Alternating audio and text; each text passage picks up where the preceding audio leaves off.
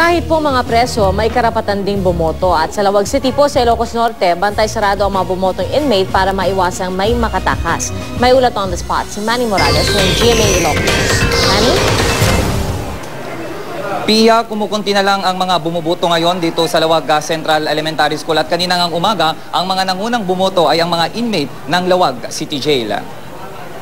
Mahigpit na seguridad ang ipinatupad sa Santa Maria Elementary School sa Lawag City nang bumoto ang mga inmate ng Lawag City Jail maaga kanina.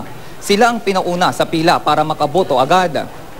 Sa loob at labas nga ng presinto, may mga nakabantay para masiguro ang seguridad at maiwasan ang pagtakas.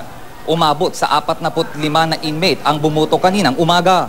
Ayon sa mga inmate, nagpapasalamat sila dahil napagbigyan sila ng pagkakataon para makaboto. Pagpapakita raw ito ng pagrespeto sa kanilang karapatan tulad din ng mga ordinaryong tao na nakaboto.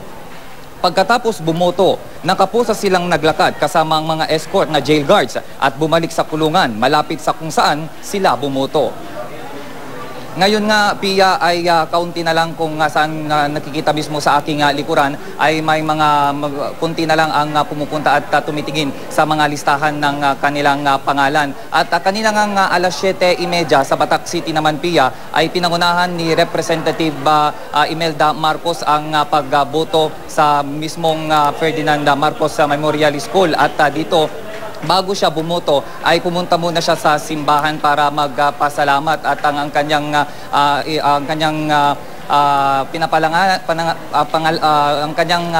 panalangin ay maging mapayapa sana ang kabuuan ng barangay election dito sa lalawigan ng Ilocos Norte. At yan ang latest mula dito sa Lawag City, Ilocos Norte. Balik sa iyo, Pia. Maraming salamat, Manny Morales ng GMA Ilocos.